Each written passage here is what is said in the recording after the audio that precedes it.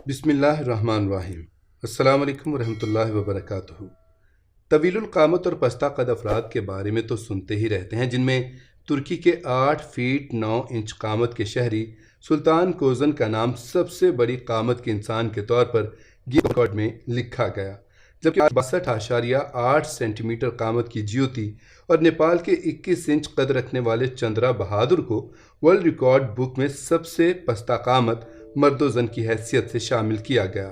पाकिस्तान में भी आलम चन्ना जैसे तवील कामत लोग मौजूद हैं, जिनका शुमार दुनिया के कदावर अफराद में होता है।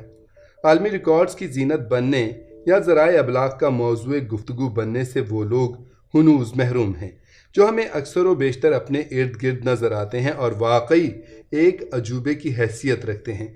ये छोटे सर और पतले चेहरे वाले लोग हैं, जो अक्सर ट्रैफिक सिग्नल्स पर भीख मांगते नजर आते हैं, जिन्हें लोग उनकी अजीबुल खलकत शक्ल सूरत की वजह से लाजमी तौर पर कुछ ना कुछ देते हैं। सब्ज रंग के चोगे पहने इन गदागरों की बड़ी तादाद जहनी तौर से माजूर और गूंगे अफराद पर मुश्तमिल होती है। इनमें लड़कियां भी होती हैं।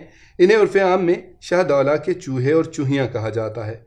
पाकिस्तान में गुजरात के मकाम पर उनकी एक बस्ती है, जो शाहदौला के मज़ार के साथ वाक़ है, जहाँ ऐसे अजीबुल खलकत अफराद की कसीर तादाद रहती है। इसीलिए मज़ार की मुनासबत से इन अफराद का नाम शाहदौला के चूहे पड़ गया है। यहाँ ढीले ढाले सब्ज़ चोगे ज़ेबतन किए इंसान नुमा चूहे चलते फिरते दिखाई देते हैं। लाहौर से 100 किलोमीटर के फासले पर गुजरात शहर वाक़ है, जिसके मशरक़ी कस्बे पारने में एक दरवाज़ा है, जिसे शाहदौला गेट कहा जाता है। उसके अंदर गली में ही एक मज़ार है, जिससे मुत्तसिल इंसान नुमा चूहों की बड़ी तादाद आबाद है, जिसमें कमी बेशी होती रहती है, इसलिए इनके दुरुस्त आदाद व शुमार दस्तयाब नहीं हैं। लेकिन पाकिस्तान भर में इन अजीब व गरीब लोगों की आबादी तकरीबन 1000 है। ये इंसान नुमा चूहे कहाँ से आए और इनकी तख्लीक किस तरह से हुई, इससे मंसूब बेशुमार रवायात मशहूर हैं, जबकि शाहदौला के मज़ार और मज़कूरा बस्ती देखने के लिए मुतक़िदीन के अलावा दुनिया भर से सियाह आते हैं। गुजरात शहर की तारीख़ वैसे भी इंतहाई कदीम है। इसके बारे में रवायात हैं कि दुनिया में आमद के बाद बनो आदम यहाँ भी आबाद हुए थे। गुजरात के शुमाल मशरिक़ के मौज़ा भड़ेला शरीफ में हज़रत आदम अलैहिस्सलाम के बेटे की कब्र बताई जाती है, जिनका नाम कुनूत था, जबकि कुछ लोग उसे हज़रत नूह अलैहिस्सलाम के बेटे की कब्र बताते हैं। मौज़ा मोटा, मौज़ा छंब, मौज़ा वटाला, मौज़ा शेख चुकानी, मौज़ा पड्डा और आवान शरीफ के इलाक़े में कदीम ज़माने के पैगम्बरों और बनी इसराइल के कई रूहानी पेशवाओं की कब्रें मौजूद हैं, जबकि पब्बी की पहाड़ियों में भी हज़ारों साल पुरानी तहज़ीब के आसार पाए जाते हैं। ये इलाक़ा एक सूफ़ी बुज़ुर्ग हज़रत सैयद कबीरुद्दीन शाहदौला के नाम की मुनासबत से मशहूर है, जिन्हें दरियाए जहलम के करीब रहने की मुनासबत से दरियाई गंज बख्श भी कहा जाता है, जो सहरवर्दिया सिलसिले से ताल्लुक़ रखते थे। सैयद कबीरुद्दीन शाह 1581 ईस्वी में गुजरात के इलाक़े में पैदा हुए। जब वो 9 साल की उम्र के थे तो उनके वालिदैन इंतकाल कर गए, जिसके बाद वो सियालकोट आ गए। कुछ अर्सा वहाँ गुजार कर दोबारा अपने आबाई शहर गुजरात में मुकीम हो गए। ये मुग़ल शहनशाह शाहजहां का दौरे हुकूमत था। उस वक्त गुजरात की आबादी सिर्फ चंद मोहल्लों पर मुश्तमिल थी। हज़रत शाहदौला की आमद के बाद उनके अक़ीदतमंदों की तादाद बढ़ती गई, जिससे यहाँ की आबादी में भी इजाफ़ा होता गया। शाह साहब अपनी क़यामगाह पर हर वक्त अल्लाह की इबादत में मसरूफ़ रहते। लोग उनसे दुआ कराने आते और उनकी दुआएं बारगाह इज़्ज़ती में शर्फ़ कबूलियत पातीं। जब लोगों को उनकी मख्फ़ी रूहानी क़ुव्वतों का इल्म हुआ तो उनके पास अपनी हाजात लेकर आने लगे और उनसे दुआ कराने के बाद उनके मसाइल हल होने लगे। हर गुज़रते दिन के साथ उनके मुतक़िदीन की तादाद में इजाफ़ा होने लगा और उनकी क़यामगाह एक दरबार की शक्ल इख्तियार कर गई। वो एक नेक और बरगज़ीदा शख्स थे। उन्हें परिंदों और जानवरों से भी गहरा शग़फ़ था। इलाके के कदीम लोगों के मुताबिक वो अपने पसंदीदा जानवरों के सरों पर मट्टी या किसी धात की टोपी उड़ा देते थे और उनके सरों को मुकम्मल ढांप कर रखते थे। उनका दरबार हर वक्त आम लोगों के लिए खुला रहता था। बांझ औरतें उनसे दुआ करवाने के लिए दूर दराज के इलाकों से हाजिर होती थीं, लेकिन शाह साहब उन ख़वातीन के लिए मशरूत दुआ फरमाते थे।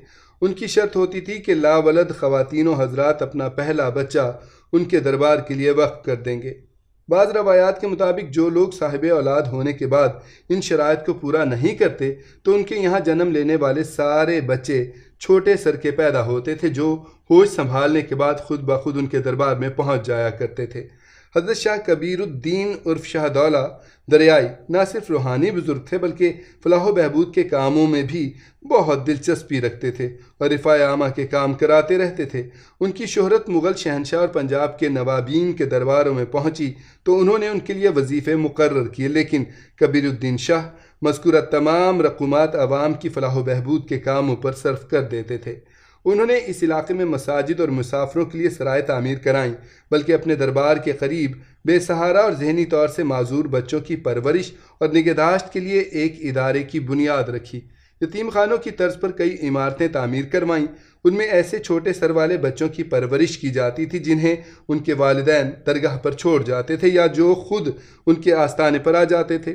ان بچوں کی ظاہری حیت کی وجہ سے انہیں شاہ دولہ کے چوہے کے نام سے پکارا جانے لگا۔ آج اس مقام پر چھوٹے سر اور باریک چہرے والے انسانوں کی ایک بستی بن گئی ہے جہاں بڑی تعداد میں شاہ دولہ کے چوہے آباد ہیں۔ شاہ کبیر الدین کے وصال کے بعد آستانے میں ہی ان کی تدفین کی گئی، جہاں بعد میں ایک وسیع و عریض مزار بن گیا جو شاہ دولہ دریائی گنج بخش کے مزار کے طور پر مشہور ہوا۔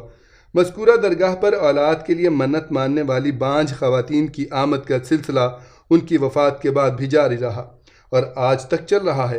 بچے کی پیدائش کے بعد پہلے بچے کو مزار کے لیے وقف کر دیا جاتا ہے جو شاہ دولہ کے چوہوں کی بستی کا حصہ بن جاتا ہے۔ اس مزار اور انسان نما چوہوں کی شہرت جب بر صغیر کے انگریز حاکموں تک پہنچی تو 1839 میں ایک برطانوی افسر کرنل کلاڈ مارٹن بذات خود اس بستی اور مزار پر آیا۔ اس نے چند خواتین کو اپنے بچوں کو دربار کے لیے وقف کرتے ہوئے بھی دیکھا۔ مقامی لوگوں کی زبانی اسے علم ہوا کہ یہ رسم سینکڑوں سال سے چلی آ رہی ہے۔ برطانوی حکومت کے لیے اپنی رپورٹ میں اس نے ان بچوں کی جسمانی حالت کے متعلق لکھنے سے گریز کیا۔ 1866 میں ایک طبی محقق ڈاکٹر جانسٹن دولے شاہ کے دربار پر آیا۔ اس کو وہاں 9 بچے ملے جن کی عمریں 10 اور 19 برس کے درمیان تھیں۔ ان تمام بچوں کے سر بہت چھوٹے تھے جنہیں دولے شاہ کے چوہے کہا جاتا تھا۔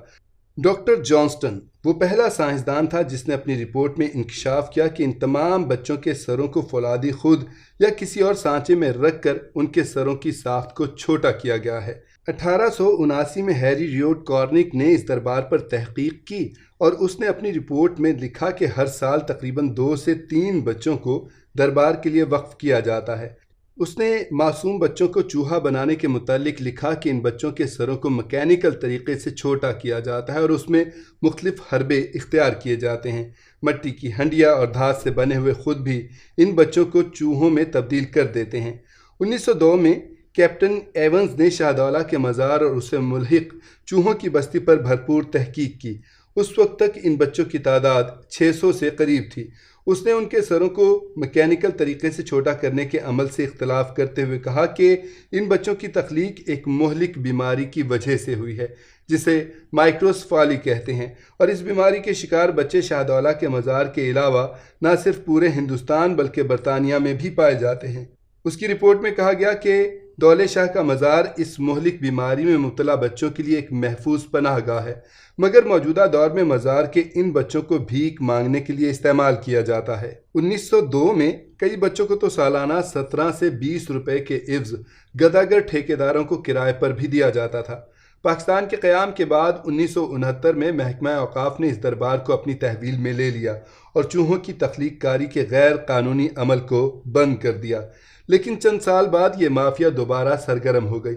آج ہمیں ہر شہر اور ہر گاؤں میں سبز ڈھیلا ڈھالا چولا پہنے سخت گرمی یا خون منجمد کرنے والی سردی میں برہنہ یا بھیک مانگتے ہوئے اس طرح کے بچے اور بڑے نظر آئیں گے۔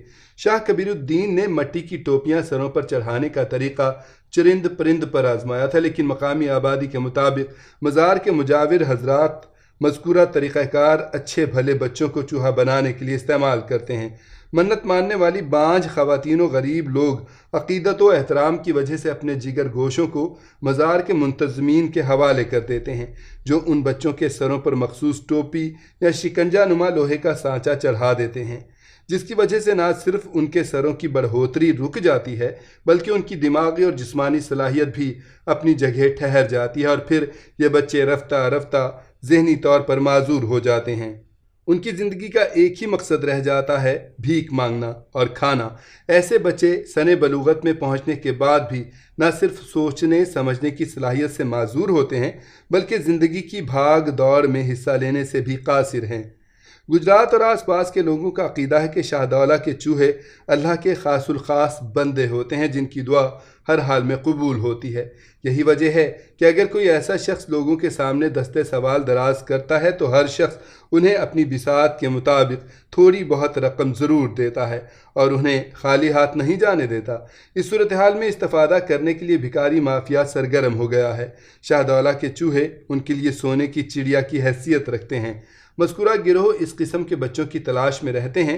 मज़कूरा मज़ार पर फ़ी बच्चा 30 से 50 हज़ार रुपये माहाना किराए पर इस माफिया के हवाले किया जाता है, जबकि इनकी ख़रीदो फ़रोख्त भी होती है। जो गरीब वालिदैन अपने ज़हनी और जिस्मानी तौर से माजूर बच्चों को अपने घराने पर बोझ तस्वर करते हैं तो इस माफिया के चालाक कारिंदे उन बच्चों की सुनगुन पा कर वहाँ पहुँच जाते हैं और वो उनसे मज़कूरा बच्चे दौले शाह के मज़ार के लिए वक्फ़ करने के नाम पर ले लेते हैं, जिनसे भीख मंगवाई जाती है या उन्हें मदारी हजरात बंदर की जगह नचाते हैं।